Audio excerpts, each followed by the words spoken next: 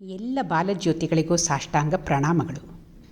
ಎಲ್ಲರಿಗೂ ಇಂದಿನ ಕಥಾ ಸಮಯಕ್ಕೆ ಆದರದ ಸ್ವಾಗತ. ಕಥೆಯನ್ನು ಪ್ರಾರಂಭ ಮಾಡೋಕ್ಕಿಂತ ಮುಂಚೆ ಸದ್ಗುರುಗಳಿಗೆ ಹಾಗೂ ಗುರು ಪರಂಪರೆಗೆ ನಮ್ಮ ಗೌರವವನ್ನು ಸಲ್ಲಿಸೋಣ ಮಕ್ಕಳೇ. ಗುರುರ್ಬ್ರಹ್ಮ ಗುರುರ್ವಿಷ್ಣು ಗುರುದೇವೋ ಮಹೇಶ್ವರಃ ಗುರುರೇವ ಪರಂ ಬ್ರಹ್ಮ ತಸ್ಮೈ ಶ್ರೀ ಗುರವೇ ನಮಃ. ಅಖಂಡಮಂಡಲಾಕಾರಂ ವ್ಯಾಪ್ತಂ ಯೇನ ಚರಾಚರಂ ತತ್ಪದಂ ದರ್ಶಿತಂ ಯೇನ ತಸ್ಮೈ ಶ್ರೀ ಗುರವೇ ನಮಃ. ನಾರಾಯಣ ಸಮಾರಂಭಾಂ ಶಂಕರಾಚಾರ್ಯಮಧ್ಯಮಾಂ ಅಸ್ಮದಾಚಾರ್ಯಪರ್ಯಂತಾಂ ವಂದೇ ಗುರುಪರಂಪರಾಂ. ಸದಾಶಿವಸಮಾರಂಭಾಂ ಶಂಕರಾಚಾರ್ಯಮಧ್ಯಮಾಂ ಅಸ್ಮದಾಚಾರ್ಯಪರ್ಯಂತಾಂ ವಂದೇ ಗುರುಪರಂಪರಾಂ. ಈಗ ಕಥೆ ಪ್ರಾರಂಭ ಮಾಡೋಣವಾ? ಇವತ್ತೊಂದು ತಮಾಷೆ ಕಥೆ ಕೇಳೋಣ. ಒಂದು ಹಳ್ಳೀಲಿ 3 ಜನ ಸಹೋದರರು ಅಂದರೆ ಅಣ್ಣ ತಮ್ಮಂದ್ರು ಇದ್ರಂತೆ. ಅವರು ಎಲ್ಲರೂ ಕಥೆ ಕಟ್ಟೋದ್ರಲ್ಲಿ ನಿಸ್ಸೀಮರಾಗಿದ್ದರಂತೆ. ಅಂದರೆ ಏನೇನೋ ಕಥೆ ಹೇಳೋದು.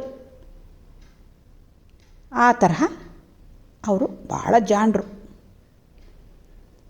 ಒಂದು ಸರ್ತಿ 3 ಜನನೂ ಪ್ರವಾಸ ಹೊರಟ್ರಂತೆ. ಹೋಗ್ತಾ ಇದ್ದರು. ಸುಮಾರು ಹೊತ್ತು ಹೋದ್ಮೇಲೆ ಕತ್ತಲೆ ಆಗೋಯ್ತು, ಸೂರ್ಯ ಮುಳುಗ್ಬಿಟ್ಟ. ಅವರು ಇನ್ನೂ ತುಂಬ ದೂರ ಹೋಗಬೇಕಾಗಿತ್ತು. ಸರಿ, ಏನು ಮಾಡೋದು, ರಾತ್ರಿ ಆಗೋಯ್ತಲ್ಲ. ಅಲ್ಲೇ ಒಂದು ಛತ್ರ ಇತ್ತು. ಆವಾಗೆಲ್ಲ ಈ ದಾರಿ ಹೋಕರಿಗೆ ಅಂತ ಅಲ್ಲಲ್ಲೇ ಛತ್ರಗಳನ್ನು ನಿರ್ಮಿಸಿರ್ತಿದ್ರು. ರಾತ್ರಿ ಅಲ್ಲಿ ಉಳ್ಕೊಂಡು ಬೆಳಗ್ಗೆ ಎದ್ದು ಹೋಗೋದು, ಆ ತರಹ ವಾಡಿಕೆ.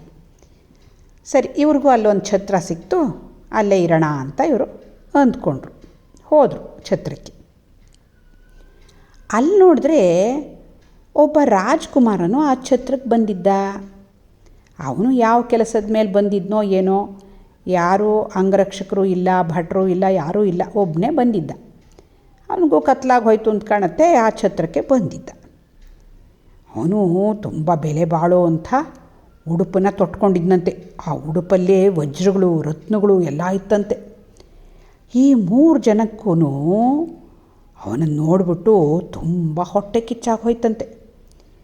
ಹೇಗಾದರೂ ಮಾಡಿ ಇವನನ್ನು ನಮಗೆ ಏನೇನೋ ಕಥೆಗಳೆಲ್ಲ ಹೇಳಕ್ಕೆ ಬರುತ್ತಲ್ಲ, ಆ ಕಥೆ ಹೇಳಿ ಇವನನ್ನು ಮೂರ್ಖನನ್ನಾಗಿ ಮಾಡಿಬಿಡ್ಬೇಕು ನಾವು ಅಂತ ನಿರ್ಧಾರ ಮಾಡಿಕೊಂಡ್ರು.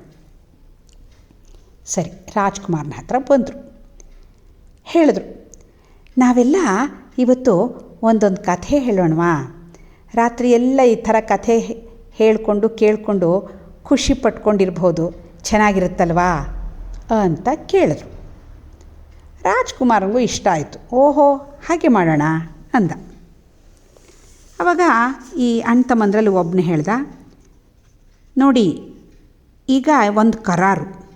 ಏನಪ್ಪ ಕರಾರು ಅಂದರೆ, ಈಗ ನಾವು ಎಲ್ಲರೂ ಒಂದೊಂದು ಕಥೆ ಹೇಳೋದು. ಆ ಕಥೆನ ಬೇರೆಯವರು ನಂಬಬೇಕು. ಒಂದು ವೇಳೆ ನಂಬದೇ ಹೋದರೆ ಆವಾಗ ಯಾರು ಕಥೆ ಹೇಳಿರ್ತಾರೋ ಅವರಿಗೆ ಈ ನಂಬದೇ ಇರೋರು ಗುಲಾಮರಾಗಬೇಕು, ಅವರ ಆಳಾಗಬೇಕು. ಇದು ಕರಾರು, ಕಂಡೀಷನ್ ಅಂತ ಹೇಳ್ದ. ಆ ಛತ್ರದಲ್ಲಿ ಯಾರೋ ಒಬ್ಬರು ಸ್ವಲ್ಪ ವಯಸ್ಸಾದವರಿದ್ದರು. ಅವರನ್ನೇ ನೀವು ಬಂದು ಕೂತ್ಕೊಳ್ಳಿ, ನೀವೇ ತೀರ್ಪುಗಾರರಾಗಬೇಕು ಇದಕ್ಕೆ ಅಂತ ಹೇಳ್ದ. ಸರಿ ಆಯಿತು ಅಂದರು. ಅವರು ಬಂದರು, ಕೂತ್ಕೊಂಡ್ರು. ಆ ಛತ್ರದಲ್ಲಿ ಇನ್ನೂ ಎಷ್ಟೋ ಜನ ಬೇರೆ ಬೇರೆಯವರು ಬಂದಿದ್ರಲ್ಲ, ಅವ್ರುಗಳಿಗೆಲ್ಲ ಏನಪ್ಪ ಇದು, ಏನೋ ವಿಚಿತ್ರವಾದ ಕರಾರು ಬೇರೆ ಹಾಕ್ಕೊಂಡು ಕಥೆ ಹೇಳ್ತಾರಂತಿವರು. ಆಯಿತು ಕಥೆ ಕೇಳೋಣ ನಾವು ಅಂದ್ಕೊಂಡು ಎಲ್ಲರೂ ಬಂದು ಹತ್ತಿರ ಕೂತ್ಕೊಂಡ್ರು. ಇವರೇನು ಅಂದ್ಕೊಂಡಿದ್ರು ಅಂದರೆ, ತಾವು ಏನೇನೋ ಕಥೆ ಹೇಳಿದಾಗ ಈ ರಾಜ್ಕುಮಾರ್ ನಂಬಲ್ಲ. ಏನ್ರಿ ಈ ಥರ ಕಥೆಗಳು ಹೇಳ್ತೀರಾ, ನಾನು ನಂಬಲ್ಲ ಅಂತ ಹೇಳ್ತಾನೆ ಅಂತ ಇಟ್ಕೊಳ್ಳೋಣ. ಹಾಗೆ ಹೇಳಿದಾಗ ಅವನೇನಾಗಬೇಕಾಗತ್ತೆ, ಇವರು ಗುಲಾಮ ಆಗಬೇಕಾಗತ್ತೆ. ಆವಾಗ ಅವನು ಹಾಕ್ಕೊಂಡಿರೋ ಬೆಲೆ ಬಾಳೋ ಉಡುಪೆಲ್ಲ ಇರುತ್ತಲ್ಲ, ವಜ್ರ ವೈಢೂರ್ಯಗಳದ್ದು, ಅದನ್ನೆಲ್ಲ ತಾವು ತೊಗೊಂಡ್ಬಿಡ್ಬೋದು ಅಂತ ಇವರು ಭಾವಿಸಿದರು. ಸರಿ ಆಯಿತು, ಎಲ್ಲರೂ ಕೂತ್ಕೊಂಡ್ರು. ಇವನು ದೊಡ್ಡವನು ಎದ್ದು ನಿಂತ, ಕಥೆ ಹೇಳೋಕ್ಕೆ ಶುರು ಮಾಡ್ದ. ಅವನು ಹೇಳ್ದ, ನಾನು ಆವಾಗ ಚಿಕ್ಕ ಹುಡುಗ ಆಗಿದ್ದೆ. ಕಳ್ಳ ಪೊಲೀಸ್ ಆಟ ಅಂದರೆ ನಂಗೆ ತುಂಬ ಇಷ್ಟ. ಒಂದಿನ ಆ ಆಟ ಆಡ್ತಾಯಿದ್ದೆ. ಆವಾಗ ನಾನು ಒಂದು ಎತ್ತರವಾದ ಮರ ಹತ್ತಿ ಕೂತ್ಕೊಂಡೆ.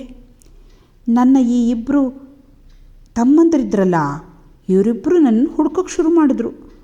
ಅವ್ರು ಎಲ್ಲ ಕಡೆ ನೋಡಿದ್ರು, ನನ್ನನ್ನು ಹುಡ್ಕೋಕ್ಕೆ ಆಗಲಿಲ್ಲ. ಅವ್ರಿಗೆ ಕತ್ಲೆ ಹಾಕೋಕ್ಕೆ ಶುರುವಾಯಿತು. ಅವ್ರಿಗೆ ಏನಪ್ಪ ಮಾಡೋದು, ಕತ್ಲೆ ಆಗೋಯ್ತಲ್ಲ ಅಂತ ಅವರು ವಾಪಸ್ ಹೊಟ್ಟೋದ್ರು. ಈಗೇನಾಯಿತು, ನಾನು ಮರದಿಂದ ಕೆಳಗೆ ಇಳಿಬೇಕಾಗಿತ್ತು, ಕತ್ಲೆ ಆಗಿ ಹೋಗಿತ್ತು, ಏನೂ ಕಾಣೋದೇ ಇಲ್ಲ. ಏನು ಮಾಡೋದು ಅಂತ ಯೋಚನೆ ಮಾಡಿದೆ. ಆಮೇಲೆ ನಾನು ಪಕ್ಕದ ಹಳ್ಳಿಗೆ ಹೋದೆ. ಅಲ್ಲಿ ಒಂದು ಗುಡಿಸಲಲ್ಲಿ ಒಂದು ಹಗ್ಗ ಇತ್ತು. ಆ ಹಗ್ಗ ತೊಗೊಂಡು ಬಂದು ಅದರ ಸಹಾಯದಿಂದ ಮರದಿಂದ ಕೆಳಕ್ಕೆ ಇಳಿದೆ. ಆಮೇಲೆ ಆರಾಮವಾಗಿ ಮನೆಗೆ ಹೋದೆ ಅಂತ ಹೇಳ್ತಾನೆ ಕಥೆ. ಅಲ್ಲ ಮಕ್ಕಳೇ, ಇದಕ್ಕೇನಾದರೂ ಅರ್ಥ ಇದೆಯೇ ಕಥೆಗೆ? ಅವನಿಗೆ ಮರ ಇಳಿಯೋಕ್ಕೆ ಕಾಣಿಸ್ತಾ ಇರಲಿಲ್ವಂತೆ. ಆದರೆ ಪಕ್ಕದೂರಿಗೆ ಹೋದನಂತೆ. ಪಕ್ಕದೂರಿಗೆ ಹೆಂಗಪ್ಪ ಹೋಗ್ತಾನೆ ಮರ ಇಳಿದೇನೆ? ಪಕ್ಕದೂರಿಗೆ ಹೋಗ್ಬಿಟ್ಟು ಹಗ್ಗ ತೊಗೊಂಡು ಬಂದು ಆಮೇಲೆ ಮರದಿಂದ ಇಳಿದೆ ಅಂತ. ಒಂದಕ್ಕೊಂದಕ್ಕೆ ಏನಾದರೂ ಸಂಬಂಧ ಇದೆಯಾ? ಈ ಥರ ಕಥೆ ಹೇಳೋದು. ಆವಾಗ ಬೇರೆಯವ್ರು ನಂಬ್ತಾರಾ? ಏನು ಕಥೆ ಹೇಳ್ತಿರ್ರಿ ಅಂತ ನಾವೇ ಅಂತೀವಿ ತಾನೆ. ಹಾಗೆ ರಾಜ್ಕುಮಾರನು ಅಂತಾನೆ ಅಂತ ಅಂದ್ಕೊಂಡು ಇವನು ಆ ಕಥೆ ಹೇಳಿದ್ದ. ರಾಜ್ಕುಮಾರ ಈ ಅರ್ಥ ಇಲ್ಲದೆ ಇರೋ ಕಥೆನ ಕೇಳಿಸ್ಕೊಂಡ, ಸುಮ್ಮನೆ ನಕ್ಬಿಟ್ಟ, ಏನೂ ಹೇಳಲೇ ಇಲ್ಲ, ಸುಮ್ಮನೆ ಆಗ್ಬಿಟ್ಟ. ಸರಿ, ಎರಡನೇವನು ಕತೆ ಹೇಳೋಕ್ಕೆ ಶುರು ಮಾಡ್ದ. ಅವನು ಹೇಳ್ದ, ಅವತ್ತು ಸಾಯಂಕಾಲ ಅದೇ ನಮ್ಮ ಅಣ್ಣ ಆ ಮರದ ಮೇಲೆ ಕೂತ್ಕೊಂಡಿದ್ನಲ್ಲ, ಅವನ್ನ ನಾವು ಹುಡುಕ್ತಾ ಇದ್ವಲ್ಲ, ಹಾಗೆ ಹುಡುಕ್ತಾ ಇದ್ದಾಗ ನನಗೆ ಅಲ್ಲೆಲ್ಲೋ ಪೊದೆಗಳೆಲ್ಲ ಇತ್ತು. ಆ ಪೊದೆ ಮಧ್ಯೆ ಏನೋ ಒಂದು ಅಲ್ಲಾಡ್ತಾ ಇದೆ ಅಂತ ಅನ್ನಿಸ್ತು, ಶಬ್ದ ಕೇಳಿಸ್ತು. ಅವನು ಅಲ್ಲೇ ಅಡಕ್ಕೊಂಡಿರ್ಬೋದು ನಮ್ಮ ಅಣ್ಣ ಅಂದ್ಕೊಂಡು ನಾನು ಅಲ್ಲಿ ಹೋದೆ. ಆ ಪೊದೆ ಹಿಂಭಾಗಕ್ಕೆ ಹೋದರೆ ಅಲ್ಲಿ ಭಯಂಕರವಾದ ಸಿಂಹ ಇತ್ತು. ವಿಪರೀತ ಹಸ್ತಿತ್ತು ಸಿಂಹ. ಅದು ಅಂತ ಬಾಯಿ ತೆಗೀತು. ನಾನೇನು ಮಾಡಿದೆ, ಮಿಂಚಿನ ವೇಗದಲ್ಲಿ ಅದ್ರ ಬಾಯಿಯೊಳಗೆ ಹಾರಿಬಿಟ್ಟೆ. ಅದಕ್ಕೆ ಹಂಗಂತ ಅಗಿಯೋಕ್ಕೂ ಅವಕಾಶ ಕೊಡಲಿಲ್ಲ. ಒಳಗಡೆ ಹಾರಿ ಅದರ ಹೊಟ್ಟೆ ಒಳಗೆ ಹೋಗ್ಬಿಟ್ಟೆ. ಆ ಹೊಟ್ಟೆಲಿ ಹಾರಿ ಕುಣಿದೆ. ಅದು ನೋವನ್ನು ತಡೆಯೋಕ್ಕೆ ಆಗಲಿಲ್ಲ. ಅದಕ್ಕೆ ಅದು ಒಳಗೆ ಶುರು ಮಾಡಿಬಿಡ್ತು. ನನ್ನನ್ನು ಹೇಗಾದರೂ ಮಾಡಿ ಹೊರಕ್ಕೆ ತಳ್ಳಿದ್ರೆ ಸಾಕಪ್ಪ ಅನ್ನಿಸ್ತು. ಅದಕ್ಕೆ ತನ್ನ ಶಕ್ತಿ ಮೀರಿ ಪ್ರಯತ್ನ ಮಾಡಿ ತನ್ನ ಬಾಯಿವರೆಗೂ ನನ್ನನ್ನು ತಂದುಕೊಂಡು ಥುಪ್ ಅಂತ ಉಗಿದ್ಬಿಡ್ತು. ಆಗ ನಾನು 200 ಮೈಲಿಗಳಷ್ಟು ದೂರದಲ್ಲಿದ್ದಿದ್ದು ನನ್ನ ಹಳ್ಳಿಗೆ ಬಂದು ಬಿದ್ದೆ. ಮೈಗಂಟ್ಕೊಂಡಿದ್ದ ಕೊಳೆನೆಲ್ಲ ಕೊಡವುಕೊಂಡು ನೇರವಾಗಿ ನಿಂತೆ. ನನಗೇನೂ ಆಗಿರಲಿಲ್ಲ. ಈ ರೀತಿಯಲ್ಲಿ ನಮ್ಮ ಹಳ್ಳಿಯವ್ರಿಗೆಲ್ಲ ಆ ಸಿಂಹದಿಂದ ಬರ್ತಾ ಇದ್ದಿದ್ದ ಅಪಾಯದಿಂದ ನಾನು ಅವ್ರನ್ನ ರಕ್ಷಿಸ್ಬಿಟ್ಟೆ. ಸಿಂಹಕ್ಕೆ ಬಹಳ ಹೆದರಿಕೆ ಆಗೋಗ್ಬಿಟ್ಟಿತ್ತು. ಮತ್ತು ಯಾವತ್ತೂ ಅದು ನಮ್ಮ ಹಳ್ಳಿ ಕಡೆಗೆ ಬರಲೇ ಇಲ್ಲ ಅಂತ ಹೇಳ್ದ. ರಾಜ್ಕುಮಾರ ಈ ಕಥೆನೂ ಕೇಳ್ದ, ಏನೂ ಹೇಳಿಲ್ಲ. ಸುಮ್ಮನೆ ಮುಗುಳು ನಕ್ಕೊಂಡು 3ನೇ ಒಂದು ಕಡೆಗೆ ನೋಡ್ದ. ಇವ್ರಿಗೆಲ್ಲ ಆಶ್ಚರ್ಯ, ಅಯ್ಯೋ ಇವನೇನು ಹೇಳ್ತಾನೆ ಇಲ್ವಲ್ಲ, ಏನು ಕತೆ ಹೇಳ್ತಿರ್ರಿ, ನಂಬಕ್ಕಾಗತ್ತಾ ಇದನ್ನು ಅಂತಾನೆ ಅಂತ ಇಲ್ವಲ್ಲ ಇವನು ಅಂತ. ಸರಿ ಆಯಿತು, 3ನೇವನು ಹೇಳೋಕ್ಕೆ ಶುರು ಮಾಡ್ದ. ನಾನು ಒಂದಿನ ನದಿ ದಡದಲ್ಲಿ ನಡೀತಾ ಇದ್ದೆ. ಅಲ್ಲಿ ಬೆಸ್ತರೆಲ್ಲ ನಿರಾಸೆಯಿಂದ ನದಿ ಕಡೆ ನೋಡ್ತಾಯಿದ್ರು. ಯಾಕಪ್ಪ ಹೀಗೆ ಯೋಚನೆ ಮಾಡ್ಕೊಂಡು ನಿಂತಿದ್ದೀರಾ, ಏನಾಯಿತು ಅಂತ ಕೇಳಿದೆ. ಅವ್ರು ಹೇಳಿದ್ರು, ಒಂದು ವಾರದಿಂದ ಒಂದೇ ಒಂದು ಮೀನನ್ನು ಹಿಡಿಯೋಕ್ಕಾಗಿಲ್ಲ, ನಮಗೇನು ಸಂಪಾದನೆ ಆಗಿಲ್ಲ, ಎಲ್ಲರೂ ಹೊಸ್ತ್ಕೊಂಡಿದ್ದೀವಿ, ಏನು ಮಾಡೋದು ಅಂದರು. ನಾನವಾಗ ಅವ್ರಿಗೆ ಸಹಾಯ ಮಾಡೋಣ ಅಂದ್ಕೊಂಡೆ. ನದಿಗೆ ಧುಮುಕಿದೆ. ಆಮೇಲೆ ಅಡೀಗೆ ಹೋದೆ. ಅಲ್ಲಿ ನೋಡ್ತೀನಿ ಒಂದು ದೊಡ್ಡ ಮೀನು ಅಲ್ಲೇ ಓಡಾಡ್ತಾ ಇತ್ತು ಅಡೀಲಿ. ಬೇರೆ ಚಿಕ್ಕ ಚಿಕ್ಕ ಮೀನುಗಳನ್ನೆಲ್ಲ ತಿಂತಾಯಿತ್ತು ತಾನೇ. ಅದಕ್ಕೆ ಬೇರೆ ಮೀನುಗಳೆಲ್ಲ ಬೇರೆ ಬೇರೆ ಮೂಲೆಯಲ್ಲಿ ಹೋಗಿ ಅಡ್ಕೊಂಬಿಡ್ತಾಯಿದ್ವು. ಆವಾಗ ನನಗೆ ಅರ್ಥ ಆಯಿತು, ಓಹೋ, ಈ ಮೀನಿನಿಂದನೇ ಬೇರೆ ಯಾವ ಮೀನು ಮೇಲಕ್ಕೆ ಬರೋಕ್ಕಾಗ್ತಾಯಿಲ್ಲ ಅಂತ. ನಾನು ಅದರ ಹತ್ರಕ್ಕೆ ಹೋದೆ. ಆ ಮೀನು ನನ್ನನ್ನು ಒಟ್ಟಿಸ್ಕೊಂಡು ಬಂತು. ಓಹೋ ಅಂದ್ಕೊಂಡು ನಾನು ಮೇಲ್ಗಡೆಗೆ ಬಂದುಬಿಟ್ಟೆ, ನದಿ ಮೇಲ್ಗಡೆಗೆ. ಆ ಮೀನು ನನ್ನ ಅಟ್ಟಿಸ್ಕೊಂಡು ಮೇಲಕ್ಕೆ ಬಂತು. ಆವಾಗ ಬೆಸ್ತರೆಲ್ಲ ಕೈಯಲ್ಲಿ ಉದ್ದವಾದ ಈಟಿಗಳನ್ನು ಇಟ್ಕೊಂಡಿದ್ರು, ಮೀನಿಗೋಸ್ಕರನೇ ಕಾಯ್ತಾಯಿದ್ರು. ಅದು ಬಂದ ತಕ್ಷಣ ಅದರ ಮೇಲಕ್ಕೆ ಈಟಿನೆಲ್ಲ ಚುಚ್ಚಿ ಅದನ್ನು ಕೊಂದು ಹಾಕ್ಬಿಟ್ರು. ನನಗೂ ತುಂಬ ಸಂತೋಷ ಆಯಿತು. ನಾನು ಅವ್ರಿಗೆ ಸಹಾಯ ಮಾಡಿದ್ದೆ. ಅವರಿಗೆ ಯಾವತ್ತೂ ಹಸಿವು ಆಗಿ ಒದ್ದಾಡೋ ಹಾಗೆ ಆಗದೇ ಇರೋ ಹಾಗೆ ಮಾಡಿಬಿಟ್ಟಿದ್ದೆ. ಎಲ್ಲರೂ ತುಂಬ ಸಂತೋಷಪಟ್ಟು ನನಗೆ ಬೆಲೆ ಬಾಳೋ ಬಹುಮಾನಗಳನ್ನು ಕೊಟ್ಟು ಕಳಿಸಿದ್ರು ಅಂತ ಹೇಳ್ತಾನೆ. ರಾಜ್ಕುಮಾರ ಈ ಕಥೆನೂ ಕೇಳ್ತಾನೆ, ಏನೂ ಹೇಳಲ್ಲ, ಸುಮ್ಮನಿರ್ತಾನೆ. ಇವರು ಏನಪ್ಪ ಮಾಡೋದು ಇವಾಗ, ಇವನ್ನೆಲ್ಲನೂ ನಂಗೆ ನಂಬಿಕೆ ಬರಲಿಲ್ಲ ಅಂತ ಹೇಳಲೇ ಇಲ್ವಲ್ಲ ಇವನು ಅಂದ್ಕೊಂಡ್ರು. ಸರಿ, ಆಮೇಲೆ ಇನ್ನು ರಾಜ್ಕುಮಾರನ ಸರದಿ. ಅವನ ಕತೆ ಹೇಳೋಕ್ಕೆ ಶುರು ಮಾಡ್ದ. ಅವನು ಹೇಳ್ದ, ನಾನೊಬ್ಬ ರಾಜ್ಕುಮಾರ, ನನಗೆ ಬೇಕಾದಷ್ಟು ಆಸ್ತಿ ಇದೆ. ನನ್ನ ಅರಮನೆಯಲ್ಲಿ 3 ಜನ ಗುಲಾಮರಿದ್ದರು, ಅಂದರೆ ಆಳುಗಳಿದ್ದರು. ನಾನು ಅವರನ್ನು ತುಂಬ ಪ್ರೀತಿಸ್ತಾ ಇದ್ದೆ. ಆದರೆ ಒಂದು ದಿವಸ ಅವರು ಇದ್ದಕ್ಕಿದ್ದ ಹಾಗೆ ಅರಮನೆಯಿಂದ ಓಡಿ ಹೊಟ್ಟೋದ್ರು. ನಾನು ಅವ್ರನ್ನ ಹುಡುಕೊಂಡು ಅಲ್ದಾಡಿ ಹೀಗೇ ಬರ್ತಾ ಇದ್ದೆ ನೋಡಿ. ಇವಾಗ ಅವ್ರು ಸಿಕ್ಕೇ ಬಿಟ್ಟರು ನನಗೆ. ನೀವೇ ಆ 3 ಜನ ಗುಲಾಮರು. ಅಂತೂ ಇಂತೂ ಅದೃಷ್ಟವಶದಿಂದ ಮತ್ತೆ ನನ್ನ ಗುಲಾಮರನ್ನು ನಾನು ವಾಪಸ್ ಪಡೆಯೋಕ್ಕೆ ಸಾಧ್ಯ ಆಯಿತು ಅಂತಾನೇ. ಇವ್ರಿಗೆ ಏನಪ್ಪ ಇವನು ಹೀಗೆ ಹೇಳ್ಬಿಟ್ಟ ಅಂತ ಆಶ್ಚರ್ಯ ಆಗೋಯ್ತು, ಭಯ ಆಗೋಯ್ತು. ಯಾಕೆ ಅಂದರೆ ಇವಾಗ ಅವನು ಹೇಳಿದ ಕಥೆನ ಇವರು ಏನು ಕಥೆ ಹೇಳ್ತೀರಾ, ನಾವು ನಂಬಲ್ಲ ಇದನ್ನು ಅಂತ ಹೇಳಿದ್ರು ಇವರು ರಾಜ್ಕುಮಾರನ ಗುಲಾಮರಾಗಬೇಕಾಗತ್ತೆ. ನಾವು ನಂಬ್ತೀವಿ ಅಂತ ಹೇಳಿದ್ರಂತೂ ಅವನೇನು ಹೇಳಿದ್ದಾನೆ, ಇವರೆಲ್ಲ 3 ಜನನೂ ಅವನ ಗುಲಾಮರು ಅಂತ ಹೇಳಿದ್ದಾನೆ. ನಂಬ್ತೀವಿ ಅಂದರೆ ಆವಾಗಲೂ ಇವರು ಗುಲಾಮರೇ ಆಗ್ತಾರಲ್ಲ.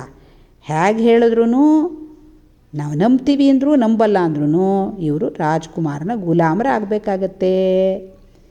ತೀರ್ಪುಗಾರನು ಕೇಳ್ತಾ ಇದ್ದ. ಅವನು ಹೇಳ್ದ, ಹೌದು, ನೀವು 3 ಜನನೂ ಅವನ ಗುಲಾಮರು ಅಂತ, ಅವನೇ ಗೆದ್ದಿದ್ದಾನೆ ಅಂತ. ಅಯ್ಯಯ್ಯೋ, ಎಂಥ ಕೆಲಸ ಆಯಿತು ಅಂತ ಇವರು ದಯವಿಟ್ಟು ನಮ್ಮನ್ನು